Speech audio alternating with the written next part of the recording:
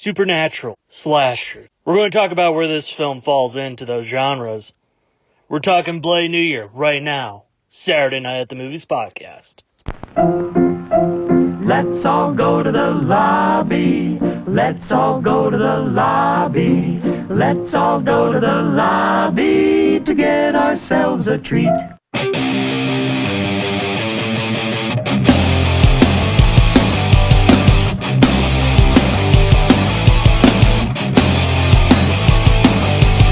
Hey everybody, it is Kate Phoenix, and you are listening to Saturday Night at the Movies. Wow, I can't speak there.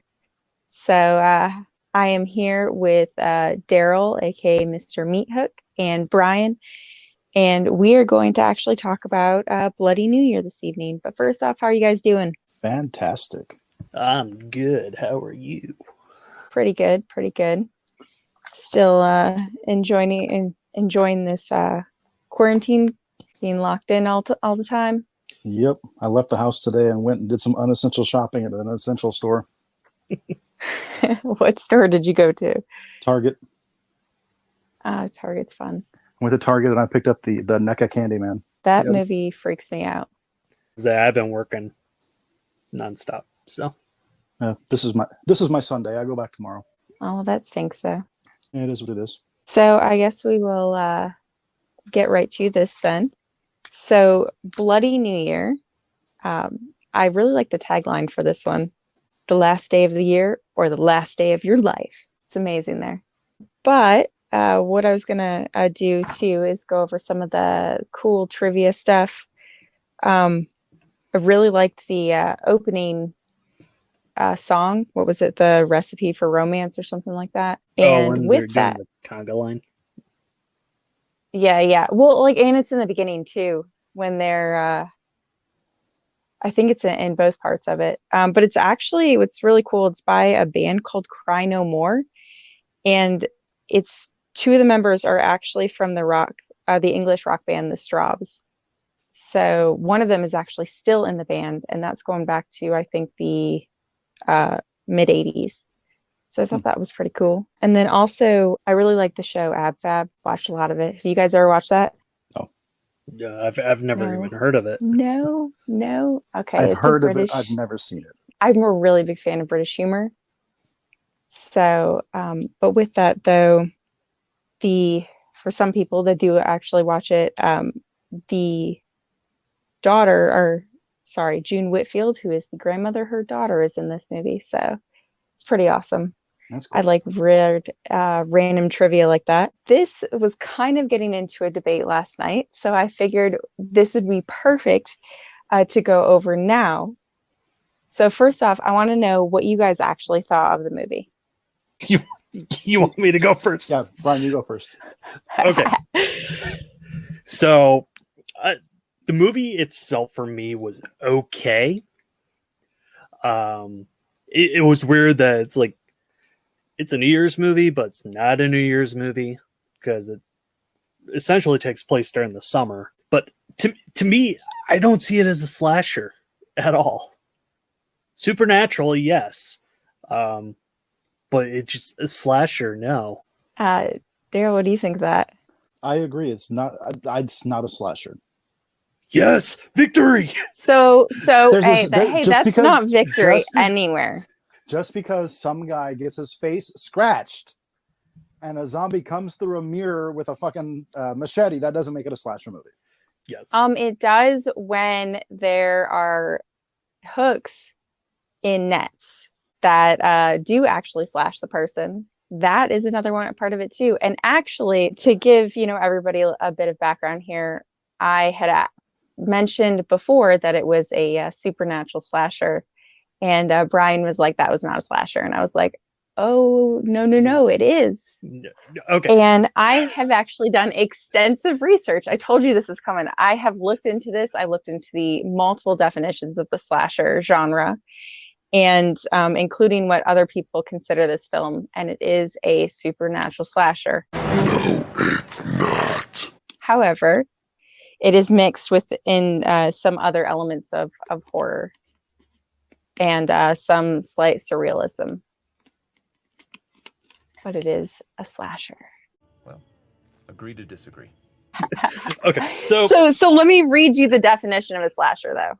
Okay, so they adhere to specific formulas. A past wrongful action causes severe trauma that is reinforced by a commemoration or anniversary that reacts or re-inspires the killer.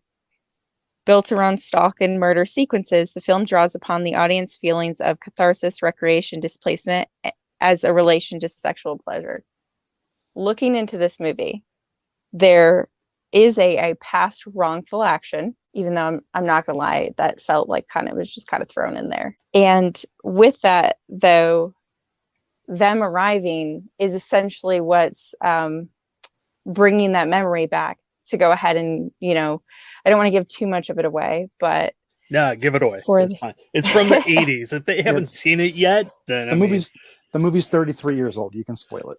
So then essentially with that, I would take it as the hotel itself rather than the tenants in particular that are doing the killing. So with that, I mean, them landing on the island essentially has brought back the memory of whatever was going on before.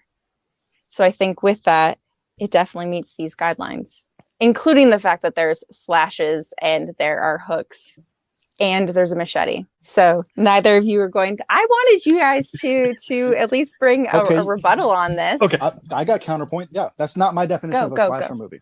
That's not my definition of a slasher movie. My definition of a slasher movie is a killer or killers, usually but not always masked, killing with a power tool or a bladed instrument, and their target is usually 30-year-old teenagers.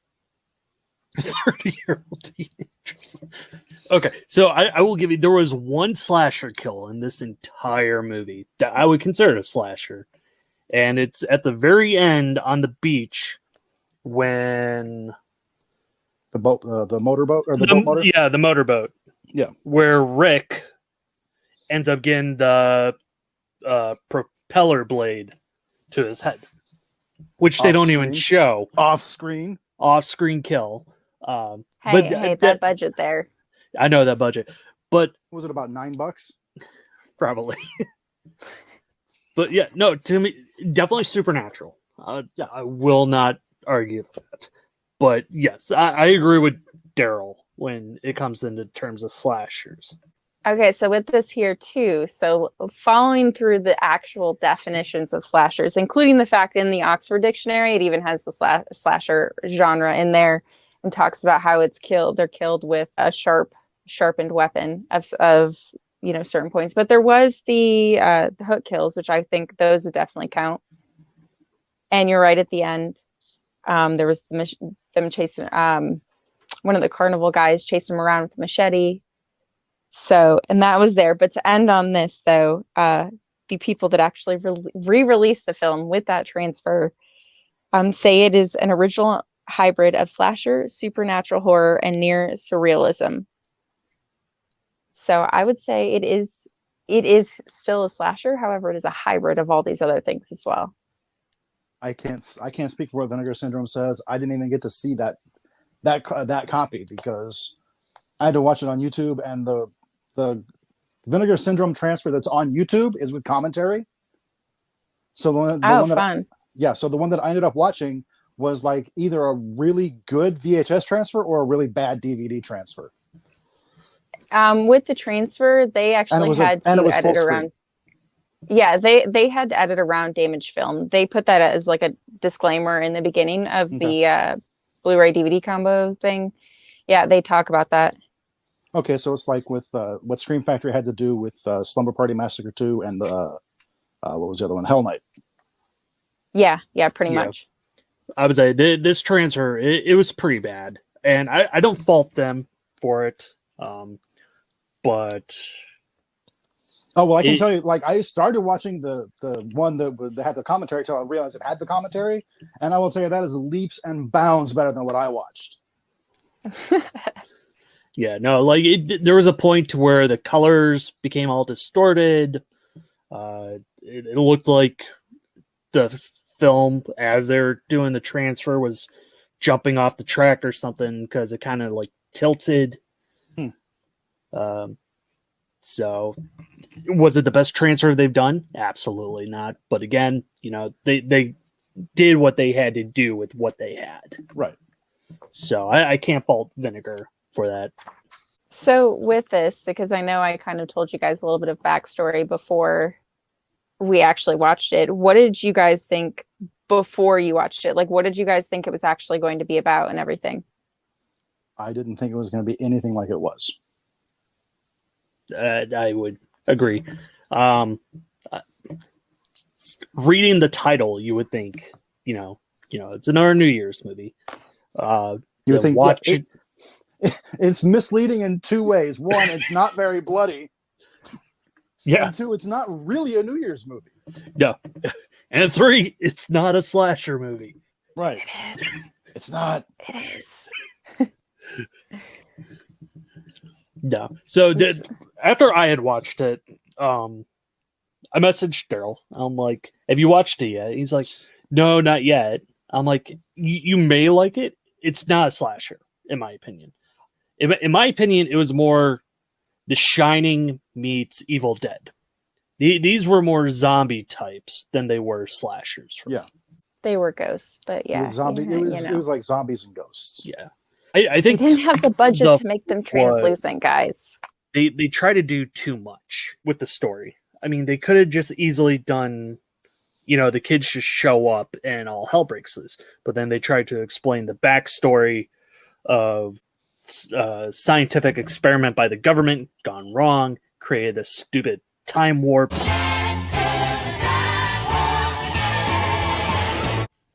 It's just a jump to the left.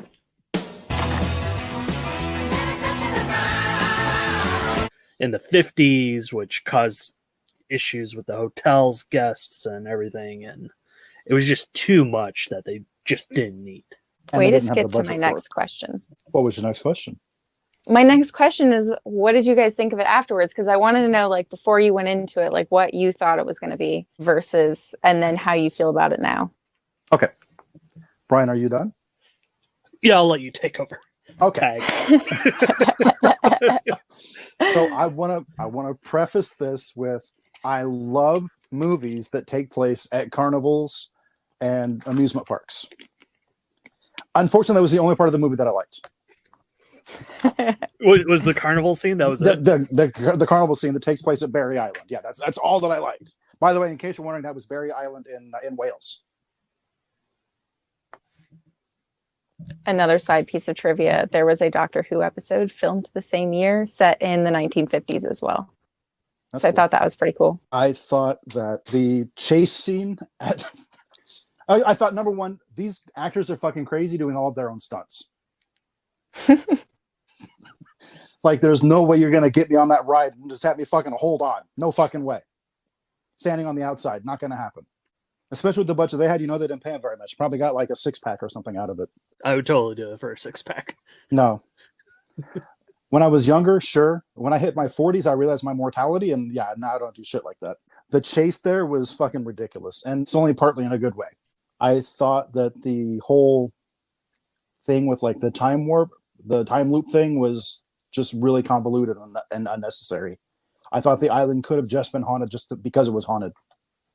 Exactly. And okay. I have to talk about the plane crash. Yes, wreck. Talk about the plane crash. I have to talk about the plane wreck, okay? So there's this plane wreck, the plane crash in 1959, right? Like right on New Year's Eve? Mm-hmm. So there's this plane wreck that's been there for 20 plus years.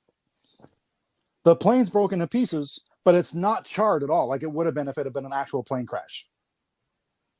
It's just broken. It's like a disassembled plane that was nice and clean, and they threw it out there, but there's still smoke smoldering out of the ground. It was replaying the events over and over again. Then shouldn't the airplane have been on fire? Not necessarily. We don't know at what point, because he actually, if you saw though, he set up camp, so it had to have been enough time for the fire to go out, and he set up camp. Right, but the fire wasn't out because there was still smoke coming out of the ground. Smoking. It was still smoking, but the plane wreck looked like it had never burned. I mean, we can't all be perfect in our with lower budget. No, I I'm a huge fan of micro budget. I get that, but that's just, to me, that's a big detail to leave out. It's not that hard to take some black paint, spread it around on the wreckage, and boom, you've got your charred fuselage. Is that the number one thing that bothered you about the film, or what was your least favorite part? Okay, it took me 4 hours to get through the first 68 minutes of that movie. It could not keep my interest. It was fucking boring.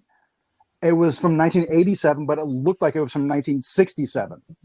And I don't mean that like it looked like it was taking place. And I mean like it looked like it was filmed in 1967. It just didn't feel like it both felt like it was a product of its time, and it felt like it was not a product of its time. So that was your least favorite? My least favorite was, everything that happened after the carnival. That's like the entire movie. Yeah. Brian, what was your least favorite part then? The least favorite part would be when Carol and Rick are running for their lives, and the camera does the whole Evil Dead thing where it's just chasing them, and then it kind of swoops around, and they're literally running all over this island for no goddamn reason. They had to go find a boat. Okay, now explain to me how they're on a pool table with all these demons and ghosts and shit around them, and the house just suddenly throws them out the window. Because it's a haunted house. No, They can do what it wants. It seems to me like they needed a way for them to get outside and couldn't figure out how.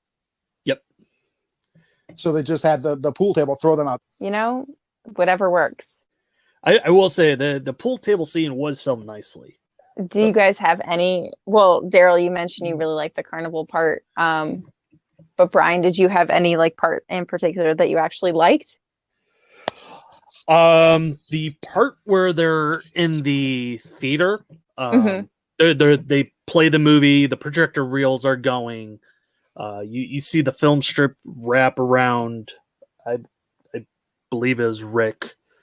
And then you had the other guy just walk up to the screen, and then the one, I'm going to call it a ghost, because essentially that's what it was, just pops out of the film and scratches him. And I thought that was really well done.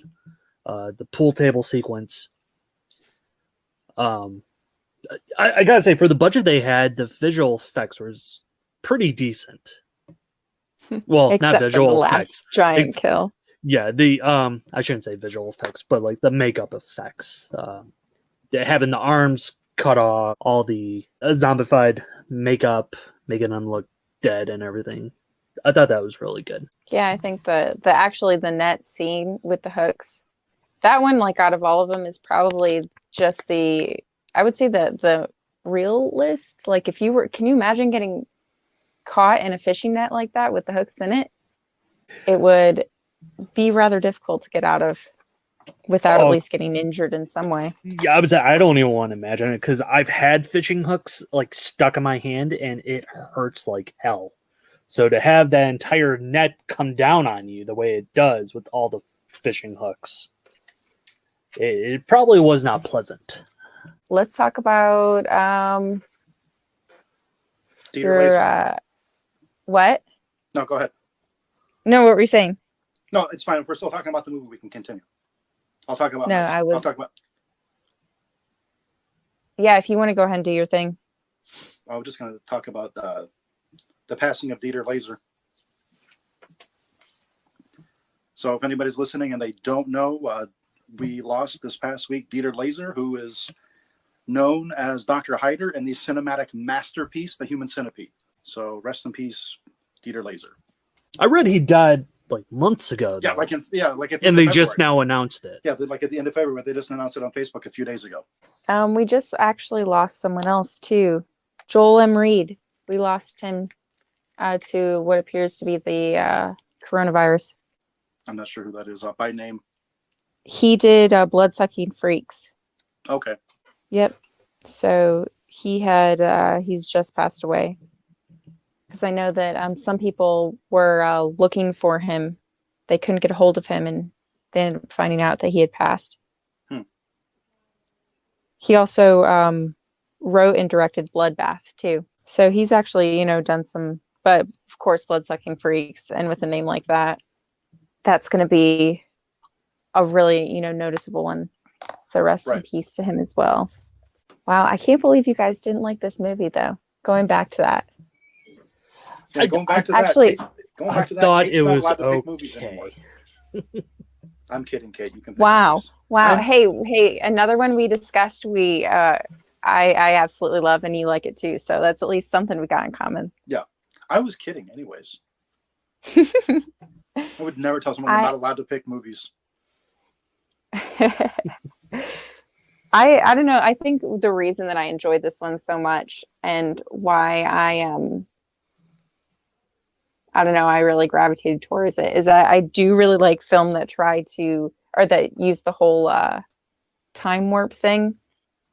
And I'm a huge fan of supernatural slashers. I know you guys don't consider it a slasher, but I'm a huge, huge fan of that.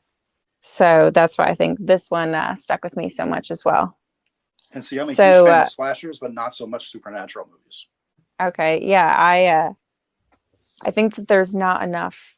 And actually, I have an idea for when I would like to eventually finalize writing and direct it, which would be really awesome. But yeah, probably one of my favorite in the horror genre. It's probably one of my favorite subgenres. So, Brian, what would you consider a paranormal slasher, I guess? Well, I mean, I consider like this one. I mean, it has the elements of a slasher. It has the kids, all the essential, I guess, formula requirements. But then something other than a human is doing the killing. So, I mean, this one definitely has all of those tropes, and that's why I think I push on it so hard to consider it one. Now, to answer your question, Brian, what I consider a good supernatural slasher would be, and some people say the movie sucks, and yes, it hasn't aged all that well, but I don't think it sucks, is the remake of 13 Ghosts. Well, I love that movie. Okay. I actually got to watch that a couple of months ago, and I really, really, really wish someone would pick up that movie to do a whole TV show on the, just 13 episodes of doing an episode per ghost. I would say there's a rumor of them doing it. There was a rumor of it possibly being Netflix or Shudder. So. Yeah, I would really, really hope that they would, because the movie, I mean, the effects and stuff were great, but the ghosts themselves were what made that movie. Oh, absolutely. I would say, would you consider Paranormal Activity a supernatural slasher? No. I think those are just supernatural stories. They don't have all the tropes that you would need in order for it to be a slasher, based on, I would say, the rules that were presented earlier. So essentially like Jason Voorhees? I mean, there are some that actually debate that he would be considered, or that would essentially be considered a supernatural slasher, because it's got essentially all of the tropes within it. I think Takes Manhattan would definitely push it towards it, to where he was literally just teleporting anywhere he damn pleased. Yeah. Yeah. But I also I'm of the camp that Jason wasn't actually dead ever until the end of part 4. Yeah. Like, he never actually drowned. Mrs. Voorhees just thought he did. I don't know, but then how would you explain the end of 1? She dreamt it. You think? Yeah. I mean, she dreamt it enough for them to repeat that ending 2 other times. Yeah, because she wakes up in the hospital. So right, but then at the end of 2, she has a dream. Remember, Jason jumps through the window at them, but that didn't happen. And then at the end of 3, he breaks through the barn with the axe, or with his mask off and blood pouring down his face, and that didn't happen. So yeah, I think the first 3 they just repeated. It was rinse and repeat for the first 3. I'm not saying that as a bad thing. I love the whole series, with the exception of Freddy versus Jason. Yeah, I mean, that actually, I've never heard that theory before, so it's pretty interesting to think about and to see if it would be. I mean, I guess Freddy Krueger too. I mean, those are essentially slashers as well. Yep. So, and I would be considered on the supernatural realm, considering he's supposed to be dead. So, Shocker is another supernatural slasher. yep, shocker. I like that one. Not a big fan of the cover though. Oh, Like with the new Forrest art. Pink. I don't think I've seen the new art. Scream Factory art. Yeah, I'm not. I'm gonna be honest. I'm not a fan of their stuff. What was the one with Viggo Mortensen? Ghostbusters 2. Oh. Wait, It no, was a Vigo. Scream Factory. The Vigo the Carpathian. Yeah, not the Viggo Vigo the Mortensen. Carpathian. Sorry, I've slept like 3 hours in the last 2 days. Yeah, it was a, I would say House 3 would be a supernatural slasher. Ah, yes. Or Yeah, I could see the that. horror show. Yeah, the horror As show. As it was released here. And then, what is it? Killer Workout? I haven't seen that. No, I think Killer Workout had that.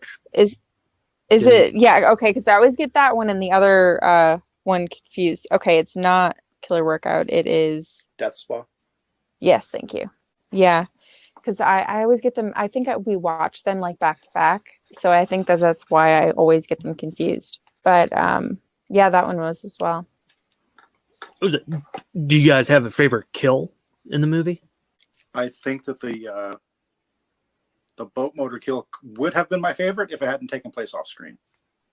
Yeah, if you would have seen it. A lot of the deaths took place off screen. Most of them did. Mm-hmm. Mine, had they had the budget to do it all, and what pushes me to say it's a haunted house style, it was Janet, to where she gets sucked into the elevator or the dumbwaiter, whatever it was. Yeah, Oh, that yeah. was pretty cool. In the spandex wall. Mm-hmm. Yeah. Which they used multiple times. Yeah. Yeah, they and used they- it- I was the they used end it like too. 5 minutes later in the movie too. Yeah, what But they then used, they painted it the next time. yeah, I would say because you could, it was the arcade room or whatever with the pool table to where they push it through the wall and you see the paint like peeling off it and everything. And Yep. I'm trying to think if I have a favorite kill. The thing that does freak me out about most is probably that stupid net with the hooks in it. I don't know why that one just like stuck with me because it's on the, that. So it's the most real. of all of them. yeah, it's something that you would, is more feasibly possible than any of the others. I mean, gonna have a ghost use a boat motor to your head. I don't think that's very high. Yeah, a person could, but he was technically a ghost. But the hook and net one, I feel like you could just walk into that like a spider web. And when they So first do you guys- when she first got the net thrown at her, I'm like, why doesn't she just take it off? She's freaking out. And then it revealed the hooks. I was like, oh, okay. Yeah, that would explain it. It's alright. She was the So- most annoying character in the movie, anyways. So That's true. But I mean, then she kind of turned out to be pretty cool though, as a creepy ghost person. So what are your guys' actual favorite slashers on the topic of it? mine's always going to be Jason, and then Michael, Freddy, in that order. Okay, if we're talking actual like the slasher killers, yeah, mine would be Jason as well. But if we're talking favorite slasher movie, it's actually Sleepaway Camp. Mine, I don't know. I really, really, really like Twitch of the Death Nerve. I haven't seen that in a while. I love the way it's shot. I love the colors. I know it's, some of the stuff is a little cheap, but that one I really liked. And the name itself, I mean, just a movie with a name like that is freaking amazing. I was there. Have There you are seen that one, ones. Brian? No, I haven't, so I'll have to put it on my watch list. Is It's there one? considered one of the first, It's considered one of the first. So Yeah. if not the first. Yeah. because I always hear how Peeping Tom and Yeah, I would say Psycho Peeping Tom are and Psycho. like the originals. Peeping Tom and Psycho definitely laid the blueprint for what became slasher films. Slashers, and then Mm-hmm. Halloween kind of escalated it. Halloween basically streamlined it. Yeah, Yeah. I think Twitch though was because Twitch came out before Halloween, didn't it? Yes, because Yeah, was yeah, 70, because like early 70s. Because I think you believe. could actually call it that. Like, I mean, Hitchcock's work and stuff like that, I could see where, but nobody's going to actually call that really a slasher. But I think Twitch of the Death Nerve, and I'm trying to remember the alternate name for it. Bay of Blood. That's it. Oh, okay. Well, yes, I do know Bay of Blood. But Twitch of the Death Nerve, so much cooler. They should have just stuck with that name. I don't know. Bad Blood was so cool. They ripped one of the kills straight off into Friday the 13th too. It's true. It's true. Oh, it's true. It's damn true. Are there ones that you don't like? Other than Freddy vs. Jason, which I'm going to argue with you on that because I absolutely love it. Like, and you're allowed to, just like I'm allowed to fucking despise it. Yes, just like I love Scream, and I think it's one of the greatest horror films of all time, and you absolutely despise it. I would shit on every single copy if I could. For me, I think the one that I really did not like, and the only reason I don't like this movie is because the ending is Intruder. I love the movie up to the ending. Was that Sam Raimi? Is that the one I'm thinking of? Okay. Yeah, then the grocery store. Mm-hmm. Yeah. So the kills and everything on it are amazing, and all that. I love the actors and everything, but that movie just killed it for me. So one slasher that I absolutely hate besides Freddy vs. Jason. And Scream. Okay, I'll say it. And here comes the fucking riot. Everyone's going to like thumbs down or unsubscribe or whatever people do to podcasts when they don't like it. Bride of Chucky. Aww. Really? The entire series, that's the one you go with? I mean, well, because Seed of Chucky's without saying. I don't have to say Oh, Seed of excuse Chucky. me. Excuse everybody me. hates Seed of Chucky. Lies. I do not hate it. Yeah, we found the one. Yeah, we found the one person that gave it a 10 at IMDb. Yeah, I actually really, really enjoyed that one. I love Glenn. Glenda.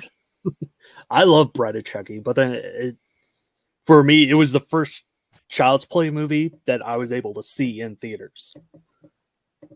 See, I've seen all of them that were theatrically released in the theater. I never got to see 1, 2, or 3 in the theater. So I didn't see one when it was first released in the theater, but I've seen it in the theater since. I've seen one in the theater. Saw Bride, Seed, the remake. I actually really enjoy all of them, including the remake. But I think part of the reason I love them so much is because when I was little, I used to pray to Jesus that my toys would come to life. So any freaking doll movie or toy movie I have to watch, and it ends up being like some of my favorites. If you're watching now as an adult, the Toy Story movies are really messed up.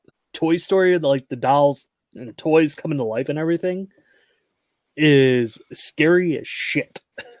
Well, I mean, you can tell the animators were horror fans anyways, because the carpet in Sid's room is the same carpet from the Overlook Hotel. Yes, the Overlook Hotel carpet. Yeah, and some of the stuff, the writing too with that. But I mean, that's any of those films. They're made for the adults that have to sit through them. I remember Toy Story 1 in theaters. So when growing up too, I had to particularly take care of my toys because I was afraid that if they did come to life, they would kill me if I had mistreated them. So I would pray they would come to life, but I would also tuck them into bed every night and everything. And it's kept. I know you guys can't see it right now, but I am sitting in my toy room, which is an absolute disaster at the moment. But I still have plushies and dolls and action figures and everything. So, but I still have to take care of them. It's stuck with me. Did you guys ever have a Teddy Ruxpin? No. I do not, but my boyfriend does or had one growing up. I had one growing up, and it was terrifying how the eyes and the mouth would move with the tape that would play. So like I had like this really old Ghostbuster cassette tape that was like came with the little book and everything, and I would play it on the Teddy Ruxpin, and his eyes would get like all angry with like the spirits and everything. I was They I brought was him of back. the age that you would have a Teddy Ruxpin when Teddy Ruxpin came out, but I've never had one. I would say we have a My Buddy doll as well, Nice. which is The inspiration for With- Chucky. Yeah, the Yep. new Chucky. and he does have a creepy smile across his face. Yes, he does. So I guess that takes it to me for the worst slasher, and a lot of people love it. I thought it was boring. The kills were okay, but I thought it was boring. I thought a lot of the characters were annoying as shit. If you say the burning, I will kill you. It's not the burning. I Okay. actually love the Okay, burning. good. The burning's good. No, pieces. I didn't get the appeal. Like Because they You didn't get played the it appeal. here. It's exactly what you think it is. They played it here at a movie marathon. It was my first time seeing it on the big screen itself, as well as first time period. And I did not enjoy it. Watch it again, but like in the comfort of your home. And that's what everyone says. I'm just like, I don't want to.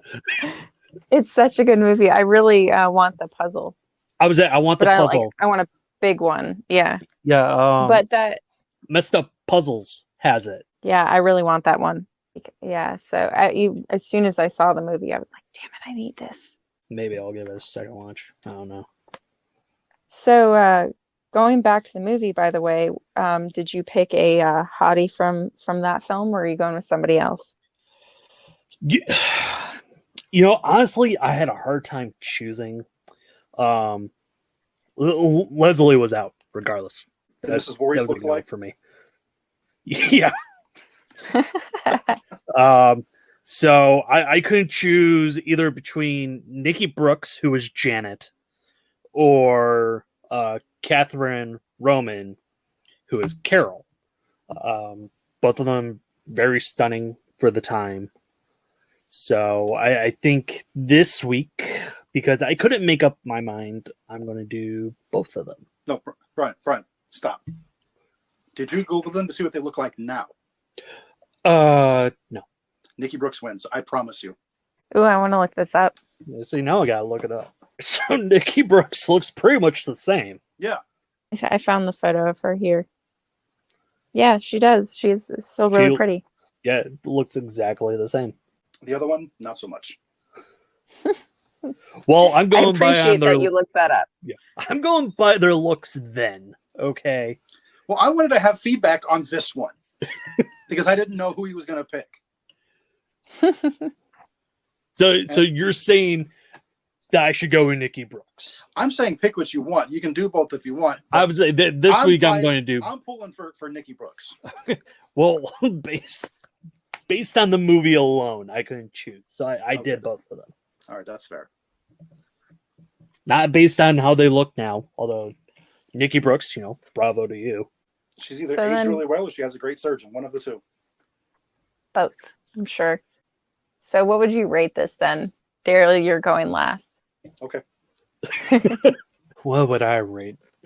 I didn't hate it, but I didn't love it. So I'm going to go with 3. A 3? I'm going to go 3 Okay. out of 5. I'm gonna go 4 out of 5. And Now I'm here- ready for this one.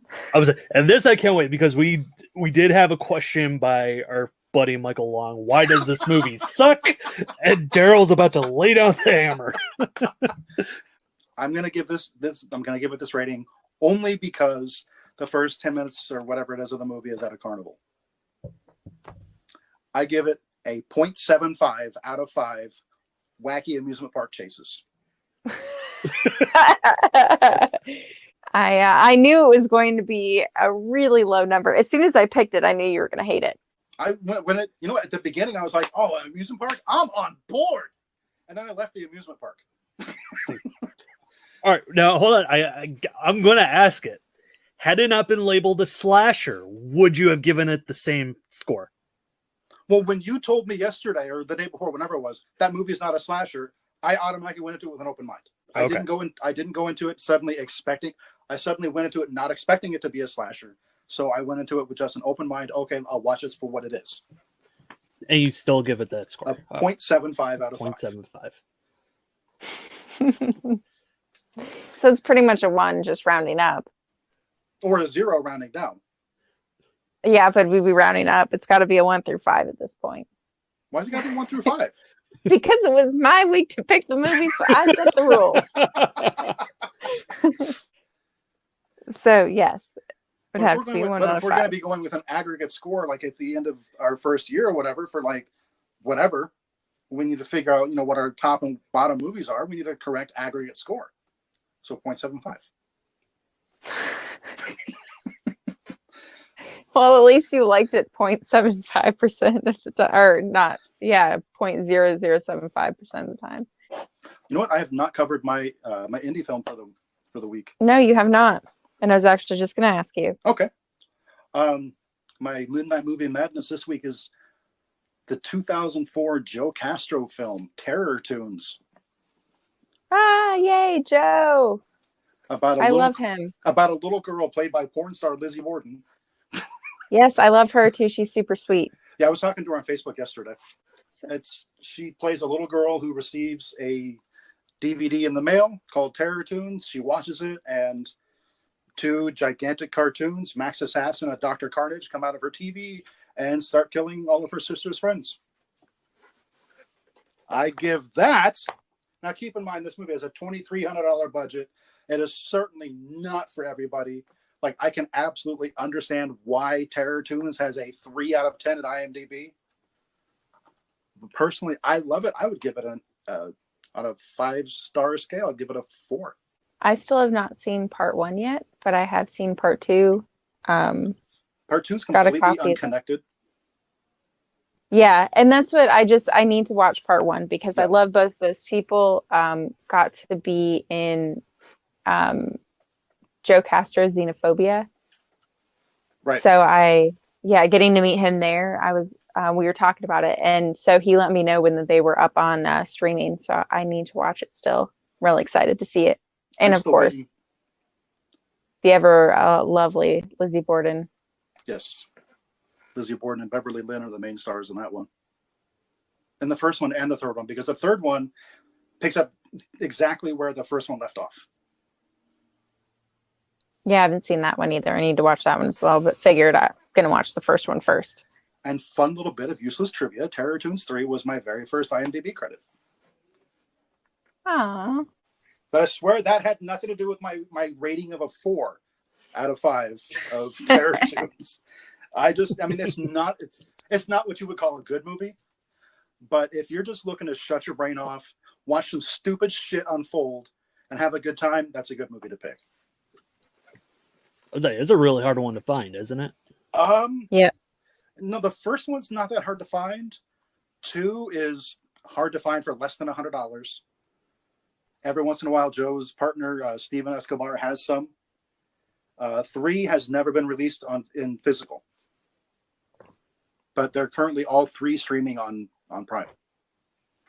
Oh, nice. But the first one's not super hard to find. It's like $25-$30 when you find it. Yeah, I think from what I've seen, the first one, I wasn't able to find it for like that price.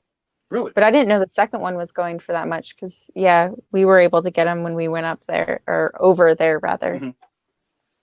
But I love him and Steven. They're such good people. Yeah, I've talked to Joe on Facebook for, probably close to 10 years. And I've talked to Steven just a little bit. But I finally got to meet Joe in January of last year when I went to see Clownado. Okay, yeah, that's right, because he was there. Yeah, he actually sent me I'm looking for it, but it's a Xenophobia hat, and then it has like a barf bag with foil in it, and it tells instructions on how to put it over your head to avoid an alien abduction. That's fucking awesome. Yeah. So I know it's somewhere. This shelf is a mess over here. And I love know it's gimmicky. somewhere, I but love it's right. gimmicky shit like that, like movies that come with barf bags and stuff like that. I love gimmicky shit like that. Yeah, so we were able to get that, which I thought was really sweet of him to send. Like, because I buy from Sub Rosa so much, I have like probably half a dozen House Shark barf bags. Because for a while, every time he ordered anything, he'd throw in a House Shark barf bag, a House Shark sticker, and a House Shark tattoo. I think more movies need to come with barf bags again. What have you guys been watching? Anything? I know it hasn't been that long since we talked. I know. I'm trying to think of what I watched. Wow, my brain is like, let's not remember what we watched the other day. We watched the entire Fast and Furious series. All 8 of them. And Isn't then there 9 if you include Hobbs and Shaw?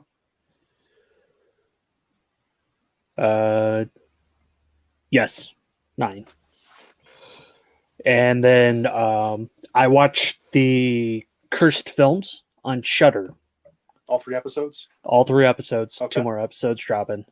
And it's very interesting to hear all the backstories. See, the first ones are Exorcist, Poltergeist, and Omen, right? Yes. Okay. And then the next 2 are Crow and Twilight Zone. Okay. The movie? Yes. Okay. Oh, we did actually watch scary stories to tell in the dark, and I was actually really impressed by that movie. I was not expecting. It's a very good movie. Yeah, I was not expecting it to be as good as that. I mean, I read the first book when I was a kid. I couldn't remember anything from it but I know that I had to like sneak read it, and I got it from the library. So it was cool to definitely see all that. Yeah, we have the newer edition book where it's all of them all 3 together. Of them? Yeah. And a hardback? Yep. Yep, I have that one too. And it's only like $10 at Amazon? Oh, I have no idea. We got ours at Barnes and Nobles. Oh, okay. So. I got mine at Amazon, and I want to say it was $10. Yeah, I have the first 3 like as the separate books, and then the first one even has the kid who originally owned its name in there. That's cool. But yeah, definitely was super surprised about that movie. Was not expecting it to be good. I haven't. Was actually kind of dreading watching it. I need to go off. I need to get off my lazy ass and see it, but I haven't seen it yet. Well, maybe I'll just force you by picking it as the next movie. Let's see what I aside from today when I took 5.5 hours to watch a 90-minute movie. I watched 5 movies on Easter. I watched Easter Bunny Kill Kill, Cottontail, which starts with a K, Cottontail with a K, Rotten Tail, Peter Rotten Tail, and what the hell was the 5th one? Oh, Easter Bunny Bloodbath. I'm sure all of them were better than this. No, I'm joking. Wow. I'm joking. Wow. You know what they are all better than? We watched the theatrical Tales of Beatrix Potter. Totally expecting there to be like some sort of like verbal acting, but it's all ballet. And it was really creepy. It was people dressed up in really creepy animal costumes. Yeah, it's a horror movie unintentionally. I knew you would hate it. I'm not gonna. I wanted to like it. I love 80s horror, but I guess I found an exception. But you know what? I can still think of an 80s horror movie that is worse than this, and I would never subject even my fucking worst enemy to it. And what would that be? It's a horrible fucking voodoo zombie movie called Kiss Daddy Goodbye. Yeah, I've never heard of that. Yeah, what's that? I've never even heard of that. It is fucking terrible. It has the worst child acting you've ever seen in your life. Are they like evil children? No, they're just dumb children, and they're played by the director's fucking twin kids. And you can tell that like they're literally just like they learn the lines and then they read them out. Like they have less acting skills than I don't even know who I would consider a fucking shitty actor. They're fucking terrible. They're more wooden than Tom Welling in The Fog. Oh, wow. Shit. By the way, I know no one else can see this, but keeping in the genre of slasher, Daryl, I really appreciate your shirt. Well, thank you. You should And it's describe sweet. it Yeah, it is to a the audience. sweet. It is a sweet ass, and I got this from guttergarbs.com. They're still there. I just saw them today. It is a sweet ass Slumber Party Massacre 2 shirt with the driller killer standing there with his mouth wide open with his guitar drill. Best one in that series. Oh, by far. And don't get me wrong, I love Michael Vallella. He's awesome, but I like fun movies a lot more than I like serious movies. Mm-hmm. And Slumber Party Massacre 2 is so much fun. I mean, what other horror comedy musical do you know of? I know I could name other horror comedy musicals, but That are good? Stage Fright being one of them. I love Never- Stage Fright. I haven't seen it. Stage Fright's a good Okay. one. Yeah, but not the old one, the musical version. The remake. It's not a remake. It stands on its own because that one is about a bunch of kids at theater camp, and then Stage Fright is at kids at theater, or the original one, or old one rather. Oh, from the was it 70s? Yeah, but the newer one, it's a musical. Yeah, that one is freaking fantastic. And Daryl, if you haven't seen that, you should watch that one too. That is a horror comedy musical. I keep hearing that, but I need to watch that one. Yeah. I've been really big on Phantom of the Paradise lately. Oh, that one's super good too. That soundtrack. Mm-hmm. You know, I somehow never heard about that movie until a year ago. Did you watch it? No. I was like, You give should it a watch that shot. one too. Yeah. But that one's not really a comedy though. It has one's- humorous moments. Yeah, but that one is more, I think, drama. I mean, it's Phantom of the Opera, so. As long as it's not fucking Phantom of the Mall, because fuck Pauly Shore. I like Pauly Shore. Yeah, to me, he's the unfunniest person that's ever lived. Well, Biodome will disagree with you, sir. Sorry. Such a good movie. So I'm much fun. going to be honest, and I've seen pretty much all of his main movies, and I've never laughed once at him or anybody else in the movie. Wow. I am an Encino man. No, especially not Encino, man. My God. That movie made me hate Brendan Fraser for 10 years. Oh, then what he did the Mummy 3 and continued the trend.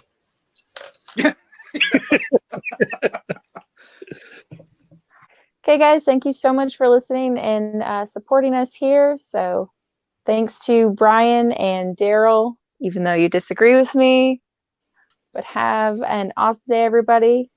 And thanks for listening, children. Thanks for listening, children. This is Three Dog, ow! And you're listening to Galaxy News Radio. We're Radio Free Wasteland, and we're here for you. Saturday night at the movies. Who cares what picture you see?